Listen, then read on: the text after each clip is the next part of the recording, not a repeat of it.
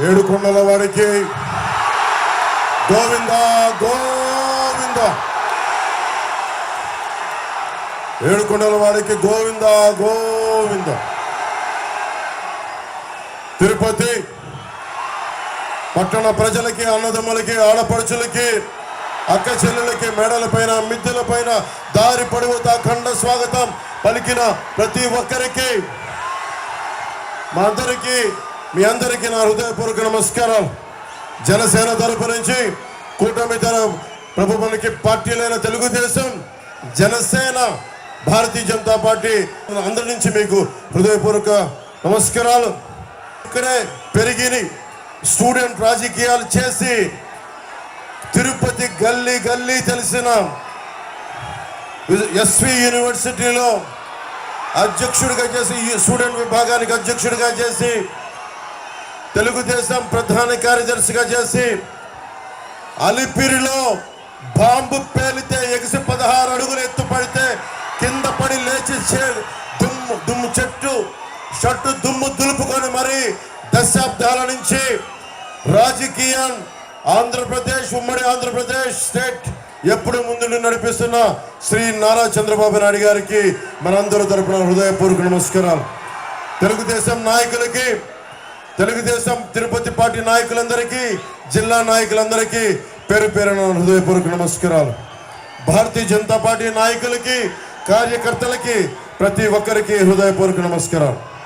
మీకు ఎమ్మెల్యే అభ్యర్థిగా మనందరి కోసం బలంగా వచ్చి చంద్రబాబు గారి మద్దతుతోటి, మేమందరి మద్దతుతోటి, మోదీ గారి మద్దతుతోటి మన తిరుపతి గాజు గ్లాసు గుర్తు మీద జనసేన పార్టీ అభ్యర్థిగా, కూటమి అభ్యర్థిగా జనసేన పార్టీ నుంచి పోటీ చేస్తున్న శ్రీ ఆరణి శ్రీనివాసులు గారిని భారీ మెజారిటీ తోటి మీరు గెలిపిస్తున్నారు.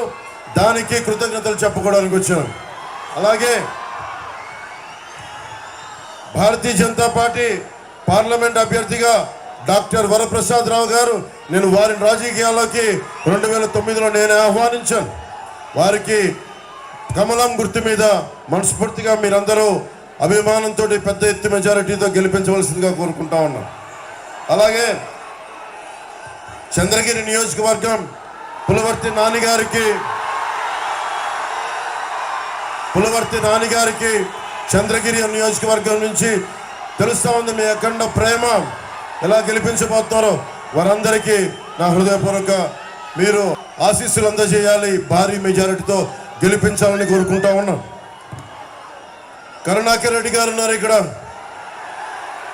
మీకు వారి అబ్బాయి కావాలా? మీకు ఎమ్మెల్యేగా కోడి బొచ్చు కూడా అమ్ముకునే వ్యక్తి, నెలకి 20 లక్షలు కోడి బొచ్చు మీద కూడా చేసేవాళ్ళు, కోడి బొచ్చు అమ్ముకునే వాళ్ళు మనకు కావాలా? లేదంటే బలంగా నిలబడి చంద్రబాబు గారి మద్దతుతోటి, జనసేన మద్దతుతోటి, ప్రధాన మోదీ గారి మద్దతుతోటి నిలబడే మనకి ఆరణి శ్రీనివాసులు గారు, మనకి అందరూ నాయకులు సంపూర్ణంగా మద్దతు ఇస్తూ ఉన్నారు. నేను మీకు మాటిస్తున్నా, చిరంజీవి గారిని ఆ రోజు గెలిపించారు మీరు, మెగాస్టార్ చిరంజీవి గారిని తిరుపతి ఎమ్మెల్యేగా. చంద్రబాబు గారిని ఒకటే కోరాను, ఇది మేము రక్షించుకుంటాం, తిరుపతి ఆధ్యాత్మికతని రక్షించుకుంటాం, తిరుమల పవిత్రతని రక్షించుకుంటాం, కులాలకి మతాలకి భేదం లేకుండా అందరినీ సంరక్షించుకుంటాం. ఇది కూటమి తరపు నుంచి మీ సంపూర్ణమైన మద్దతు ఇవ్వాలని కోరుకుంటే చాలా పెద్ద మనసుతోటి చంద్రబాబు గారు అంగీకరించారు. వారికి మీ అందరి సమక్షంలో నా చేతులెత్తి వారికి నా హృదయపూర్వక కృతజ్ఞతలు తెలియజేసుకుంటాం. మన ప్రభుత్వం రాగానే మనకి ఇదివరకులాగా మనకి రుయా హాస్పిటల్ స్విమ్స్లో కానీ 11 మంది చనిపోయారు. మనకి ఆక్సిజన్ లేకుండా కోవిడ్ సమయంలో అలాంటి దుర్భరమైన పరిస్థితులు రాకుండా ఏడుకొండల టీటీడీ నిధులన్నీ సంపూర్ణంగా మన ప్రజలకి, ప్రజాక్షేమానికి, వైద్యానికి, అలాగే ఎస్వి యూనివర్సిటీకి నిధులు కొరత లేకుండా చేస్తాం. అలాగే మనకి 40కి పైగా స్లమ్స్ ఉన్నాయి, 40కి పైగా వాడలు ఉన్నాయి. ఆ వాడల్లో ఏ మాత్రం అభివృద్ధికి నోచుకోలేదు.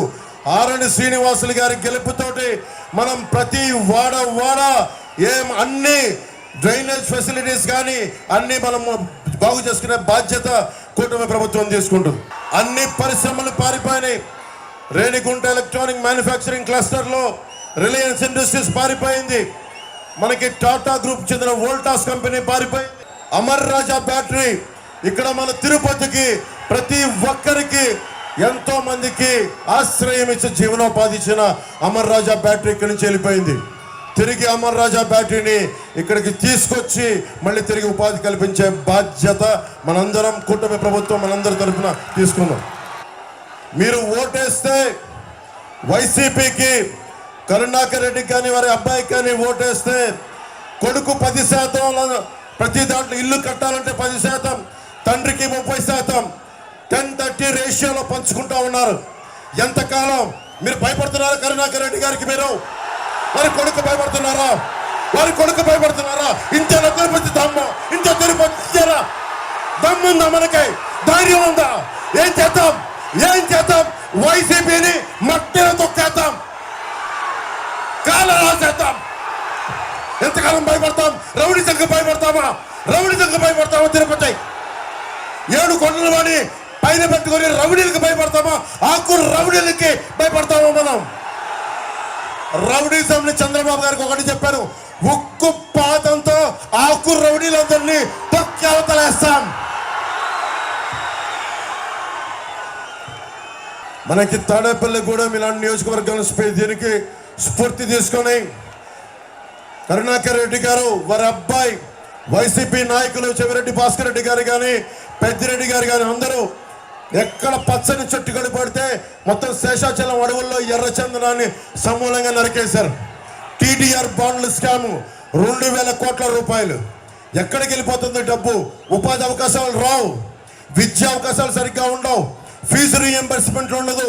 ఇది మార్చుకునే బాధ్యత రావాలి అంటే కూటమి ప్రభుత్వం రావాలి. మేమందరం అండగా నిలబడాలి. తిరుపతి ప్రజలకి మనకి ఇన్ని దశాబ్దాలుగా చంద్రబాబు గారు 14 సంవత్సరాలు ముఖ్యమంత్రిగా ఉన్నారు. ఎప్పుడు కూడా తిరుపతి ప్రజలకి ప్రతి నెల 2వ మంగళవారం వెళ్ళి ఏడుకొండల వాడిని దర్శించుకునే ఒక అవకాశం ఉండేది. ఈరోజు స్థానికంగా ఉండే మన తిరుపతి ప్రజలకే 2వ మంగళవారాన్ని తీసేశారు. దాన్ని పునరుద్ధరిస్తాం. లడ్డూలు నాణ్యత తగ్గించేశారు, సైజ్ తగ్గించారు, శ్రీవాణి ట్రస్ట్ అని చెప్పి రేట్లు పెంచారు.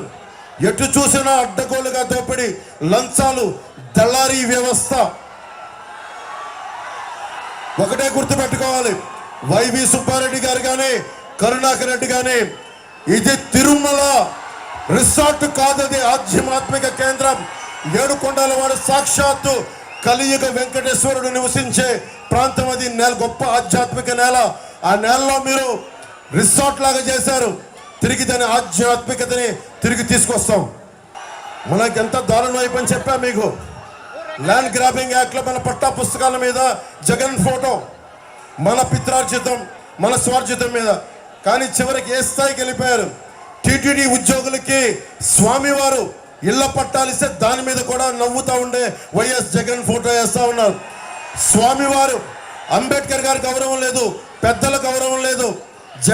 జగన్కి మీరు చెప్పండి, ఏడుకొండల వాడి ఫోటో వేస్తామా? టీటీడీ ఉద్యోగులకి వైఎస్ జగన్ ఫోటో వేస్తామా? ఏడుకొండల వాడిని అవమానం చేసినట్టే కదా ఇది. ఏడుకొండల వాడిని అవమానం చేసిన వ్యక్తికి, వారి పార్టీకి, వారి అభ్యర్థులకి ఎలా ఓటేస్తాం? కోడి పచ్చు అమ్ముకునే వాళ్ళు వాళ్ళకి ఎందుకు మనం ఓటేయాలి?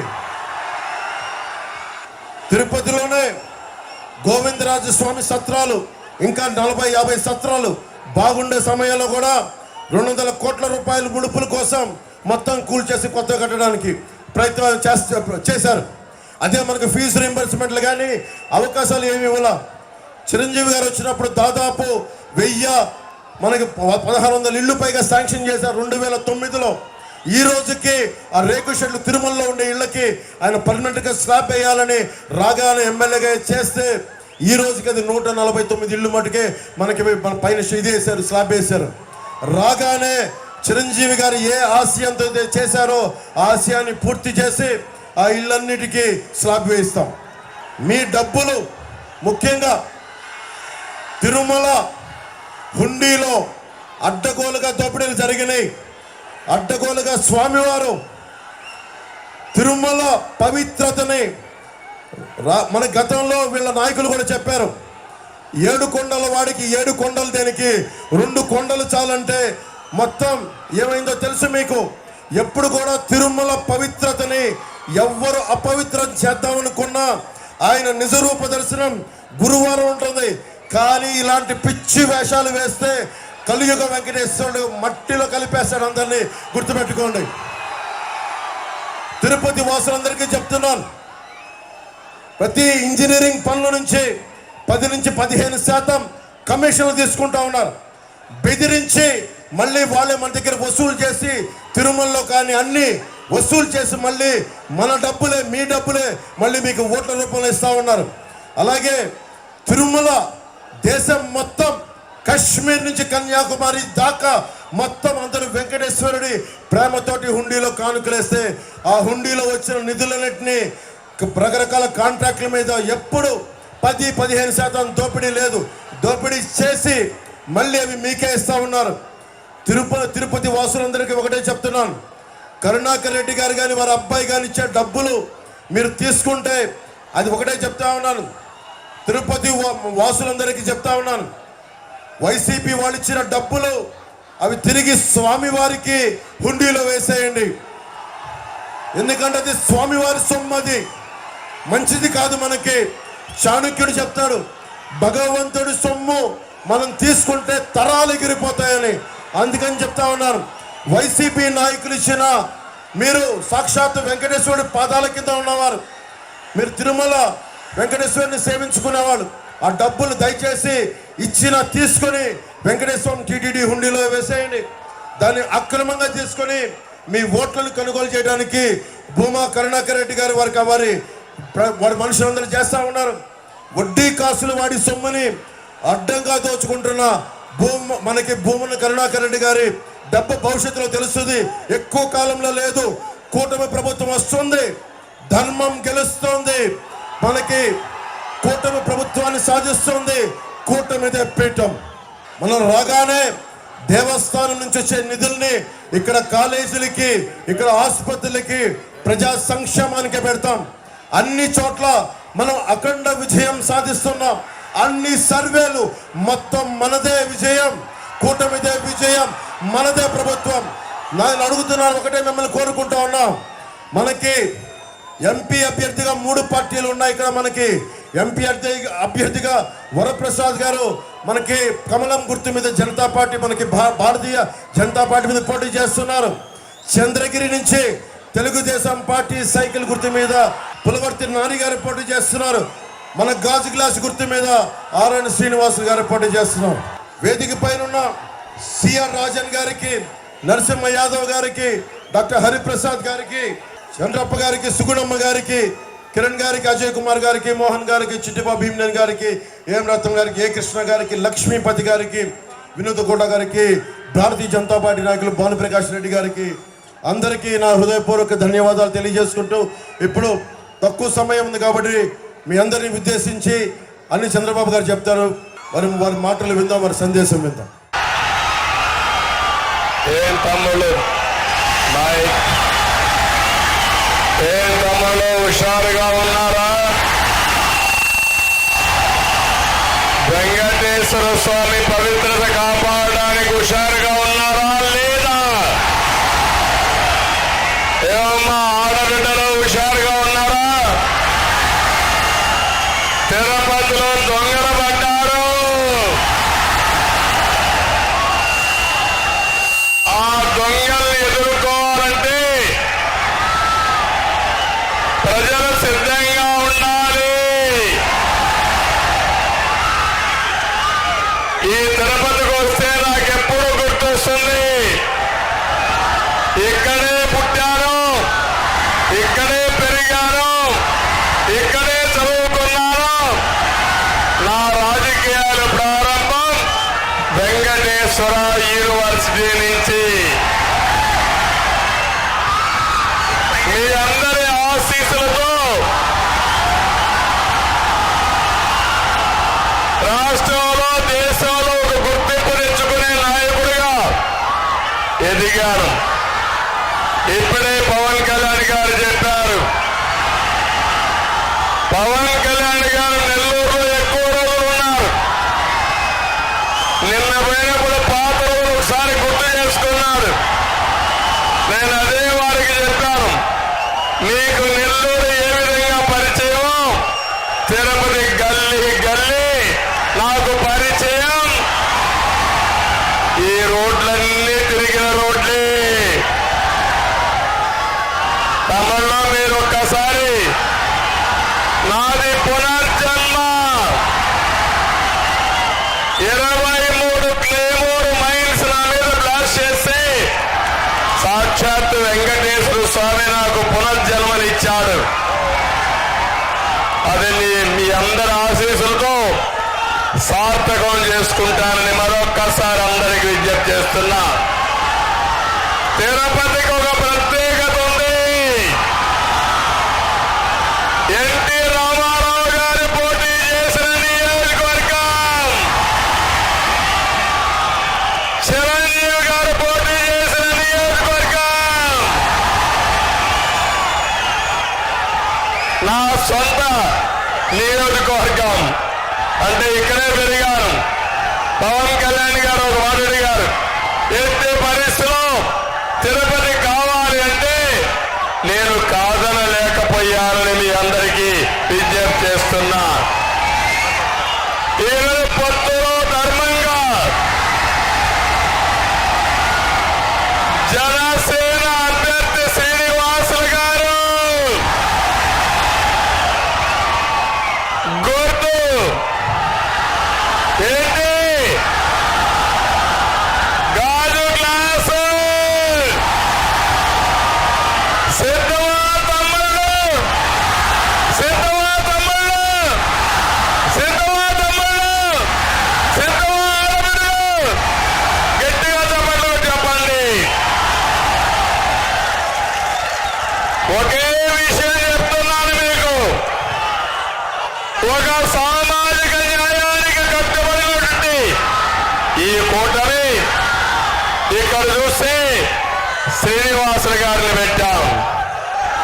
అదే వైఎస్ఆర్ కాంగ్రెస్ లో టీటీడీ చైర్మన్ ఒకప్పుడు సుబ్బారెడ్డి, ఇప్పుడు కరుణాకర్ రెడ్డి, ఈవోను చూసిన ధర్మారెడ్డి, అధికార యంత్రాంగాన్ని కూడా ఇక్కడ మున్సిపల్ మేయరు పేరుకు వెనుకబడిన వర్గాలు కానీ పెద్దల ఎవరిని తమ్మలోని అడుగుతున్నా, డిప్యూటీ మేయర్ అవునా కాదా? ఇది వెనుకబడిన వర్గాలకు అన్యాయం అవునా కాదా అని అడుగుతున్నా. ఒకే అదే మాదిరిగా ఈరోజు వరప్రసాద్ గారు తిరుపతి ఎంపీ, భారతీయ జనతా పార్టీ, గుర్తేంటి తమ్ముళ్ళు అడుగుతున్నా? గుర్తేంటి? కమలం పువ్వు వికసించాలి. ఈరోజు వరప్రసాద్ గారికి కమలం పువ్వు కోటేశ్వరి గట్టిగా చప్పట్లు కొట్టి హర్షాన్ని ఆమోదాన్ని తెలియజేయాలి. చంద్రగిరి ఎమ్మెల్యేగా పులివర్తి నాని, తెలుగుదేశం సైకిల్ గుర్తు. ఏ తమ్ముళ్ళు సైకిల్ ఎక్కండి, గ్లాసు పట్టుకోండి, కమలం పువ్వు కూడా ముందర పెట్టుకోండి. 3 జెండాలతో రెపరెపలాడించమని మిమ్మల్ని అందరినీ కోరుతున్నాం. చేయాల్సిందిగా మిమ్మల్ని కోరుతున్నా. తమలో అడుగుతున్నా, ఈ తిరుపతిలో ప్రజానీకం ఈ అభివృద్ధి ఎవరు చేశారని నేను మిమ్మల్ని అడుగుతున్నా. ఎవరు చేశారని నేను అడుగుతున్నా. గరుడ ఫ్లైఓవర్ ఎవరు ప్రారంభించారు? పక్కన వచ్చే రోడ్డు చంద్రగిరి బైపాస్ ఎవరు చేశారు? తెలుగు గంగ నీళ్లు తీసుకొచ్చింది ఎవరు? ఐఐటి వచ్చింది ఎవరి వల్ల? 5 రెట్లు వచ్చింది. తమ్ముళ్ళు తిరుపతిని ఒక చదువుల కేంద్రంగా తయారు చేయాలని దేశంలో ఉండే అన్ని ఇన్స్టిట్యూషన్ తీసుకొచ్చాం. ఇంకో పక్క ఈ తిరుపతిలో ఇండస్ట్రియలైజేషన్ ప్రాధాన్యత ఇచ్చాం. మీరు చూశారు, హార్డ్వేర్కి ఎక్కువ ప్రాధాన్యత ఇచ్చి తిరుపతిలో మీరు చూస్తే టీసీఎల్ కానీ, హీరో మోటార్స్ కానీ, జోహో కానీ, సెల్కాన్ కానీ, కార్బన్, డిక్సన్ మొత్తం తీసుకొచ్చి ఒక ఎలక్ట్రానిక్ మ్యానుఫ్యాక్చరింగ్ హబ్గా చేశాం. ఎయిర్పోర్ట్, ఇంటర్నేషనల్ ఎయిర్పోర్ట్ చేశాం. కానీ దుర్మార్గులు వచ్చి అమర్ రాజా బ్యాటరీస్ ని తరివేసే పరిస్థితికి వచ్చారు. నేనుండే యువతను అడుగుతున్నా, తమలో వైఎస్ఆర్ కాంగ్రెస్ వల్ల ఉద్యోగాలు వచ్చాయా మీకు? డిఎస్సీ పెట్టారా మీకు? ఏపీపీఎస్సీ నోటిఫికేషన్ ఇచ్చారా మీకు? నేను ఒకటే హామీ ఇస్తున్నా, తెలుగు మా కూటమి అధికారంలోకి వస్తాయి. మొదటి సంతకం మెగా డిఎస్సీ పైన పెడతాం. 5 ఏళ్లలో 20 లక్షల ఉద్యోగాలు మీకు ఇచ్చే బాధ్యత మాది. సంవత్సరానికి 4 లక్షల ఉద్యోగాలు, 5 ఏళ్లలో 20 లక్షల ఉద్యోగాలు ఇస్తామని హామీ ఇస్తున్నాం. తమలో కేంద్రంలో మోడీ గ్యారెంటీ ఉంది, రాష్ట్రంలో ప్రజాగళం ఎన్నికల మేనిఫెస్టో ఉంది, సూపర్ 6 ఉంది. ఇవన్నీ కూడా అమలు చేస్తే డబల్ ఇంజన్ సర్కార్తో ప్రజలకు న్యాయం చేసే బాధ్యత మాదని మీ అందరికీ హామీ ఇస్తున్నా. ఇది కాకుండా తిరుపతి ఒక పవిత్రమైన పుణ్యక్షేత్రం. ఈ పవిత్రతను కాపాడుకోవాలా లేదా? తిరుపతి పవిత్రను దెబ్బతీసే వ్యక్తుల్ని మనం అందరం కూడా సమర్థవంతంగా ఎదుర్కోవాల్సిన అవసరం ఉంది. వైసీపీ పాలనలో 160 పైన దేవాలయాలపైన దాడులు జరిగాయి, అర్చకుల పైన దాడులు జరిగాయి, దేవాలయ ఆస్తుల్ని కబ్జా చేశారు, భూములు కొట్టేశారు. దేవాలయాల పవిత్రత, ప్రజల మనోభావాలు దెబ్బతీశారు. ఒకటే హామీ ఇస్తున్నా, కూటమి అధికారంలోకి వస్తానే దేవాలయాలు కూల్చేసిన వాళ్ళని ఎంక్వైరీ చేసి కఠినమైన చర్యలు తీసుకుని దేవాలయాల పవిత్రత కాపాడుతాం. అదే సమయంలో వార్షిక ఆదాయం 50,000 పైన ఉంటే అలాంటి ఆలయంలో అర్చకులకు 15,000 ఇస్తాం.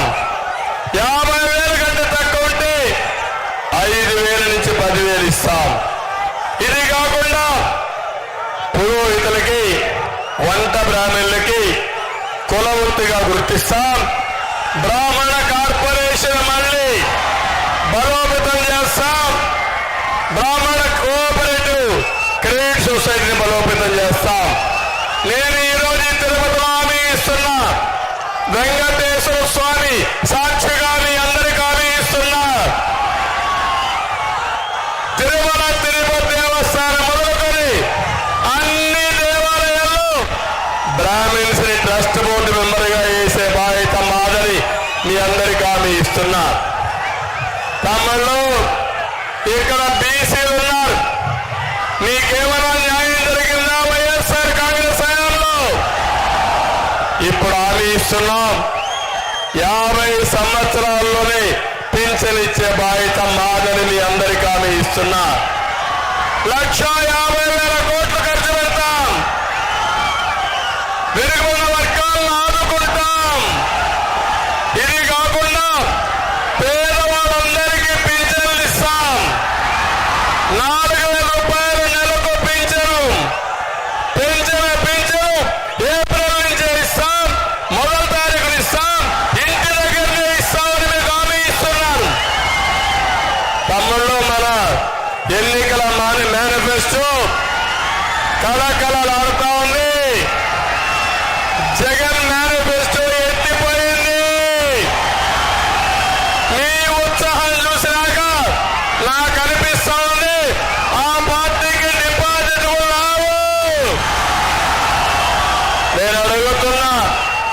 బాబాయిని గొడ్డలితో లేపేసే పార్టీ మనకు కావాలా తమ్ముళ్ళు? కోడి కత్తి డ్రామా మనకు కావాలా తమ్ముళ్ళు? గులగరాయి డ్రామా మనకు కావాలా? ఏంటి అరాచకాలు? రాష్ట్రం అభివృద్ధి అంతా పడకేసింది, ఆదాయం పోయింది. ఎక్కడ చూసినా గంజాయి ఉందా లేదా అని అడుగుతున్నా. తిరుపతిలో గంజాయి ఉంది. ఈ గంజాయిలో వైఎస్ఆర్ కాంగ్రెస్ నాయకులకు వాటా ఉంది.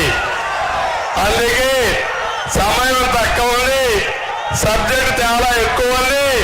కానీ ఒక్క విషయం చెప్తున్నా, మళ్ళీ పొరపాటున ఎవరైనా వైఎస్ఆర్ కాంగ్రెస్ ఓటేస్తే మీ ఆస్తులు మీవి కాదు. ఈరోజు కొత్త చట్టాన్ని తీసుకొచ్చారు, మీ ఆస్తుల మీద కన్నేశారు. అందుకే మిమ్మల్ని అందరినీ కోరుతున్నా, తిరుపతి నేను పుట్టిన స్థానం. పవన్ కళ్యాణ్ గారికి సెంటిమెంట్ గా తిరుపతి పైన అభిమానం ఉండే ప్లేస్. ఇకపోతే నరేంద్ర మోడీ గారు తిరుపతిని ఎప్పుడు కూడా పవిత్రంగా భావిస్తారు.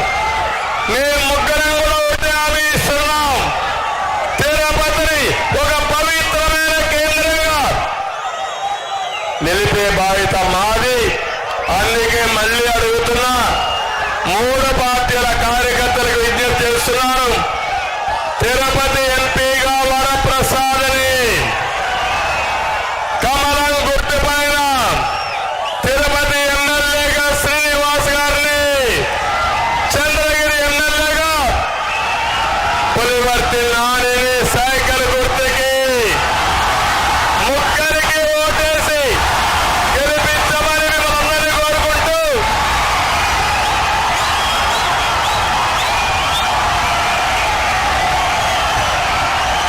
యుద్ధానికి మేము సిద్ధం. కురుక్షేత్ర యుద్ధంలో కౌరవ వధ తప్పదు. అందరికీ మరొకసారి మీరు కూడా సిద్ధమా తమ్ముళ్ళు? ఓకే, నీ అభిమానం చూసా, ఇప్పుడే అనిపించింది ఇక గెలుపు ఎవ్వరూ ఆపలే.